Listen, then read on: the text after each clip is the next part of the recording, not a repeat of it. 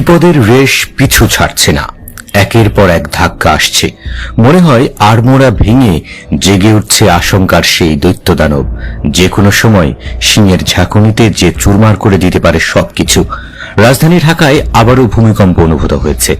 আজ ভোরে মাত্র কয়েক সেকেন্ড স্থায়ী এই কম্পন অনেকেরই ঘুম ভেঙে গেছে। তাতে রিক্টার স্কেলে ভূমিকম্পটির মাত্রা ছিল 4.1। উৎপত্তিস্থল ছিল নরসিংদীর শিবপুরে। ঘটনায় কোনো বড় ক্ষয়ক্ষতির খবর পাওয়া যায়নি, তবে নাগরিকদের মধ্যে সাময়িক আতঙ্ক ছড়িয়ে পড়ে।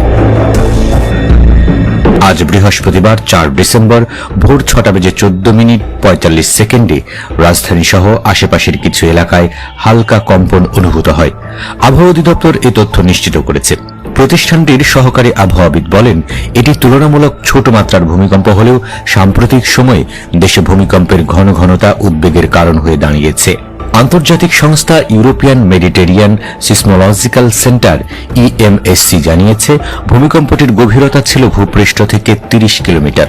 তাদের তথ্যে বলা হয়েছে, উৎপত্তিস্থল ছিল টঙ্গী থেকে প্রায় 33 কিলোমিটার পূর্ব উত্তর পূর্ব এবং নরসিংদী শহর থেকে মাত্র 3 কিলোমিটার উত্তরে। ভূমিকম্পের এই অগভীর গভীরতা হওয়ায় রাজধানী জুড়ে কম্পন অনুভূত হয়েছে কিছুটা স্পষ্টভাবেই।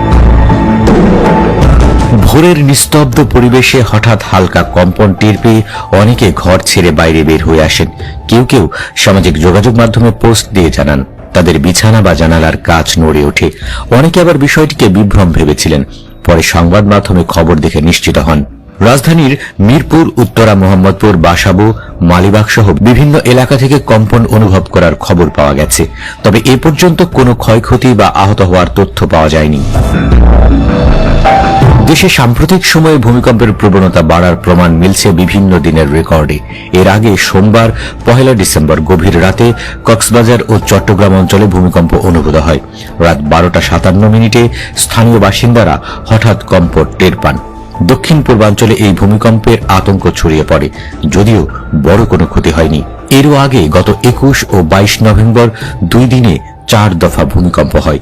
বিশেষ করে 21 নভেম্বরের 5.7 মাত্রার শক্তিশালী ভূমিকম্পে ব্যাপক আতঙ্ক ছড়িয়ে পড়ে সারা দেশে।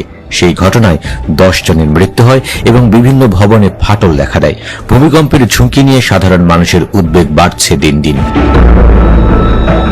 ভূকম্পবিদরা বলছেন, বাংলাদেশ ভূমিকম্প ঝুঁকিপূর্ণ অঞ্চলে অবস্থান করায় ভবিষ্যতে বড় ধরনের ভূমিকম্পের সম্ভাবনা উড়িয়ে দেওয়া যায় না।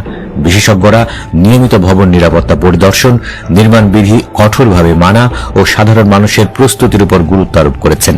ছোট মাত্রার ভূমিকম্প হলেও সবাইকে সতর্ক থাকার পরামর্শ দেওয়া হচ্ছে।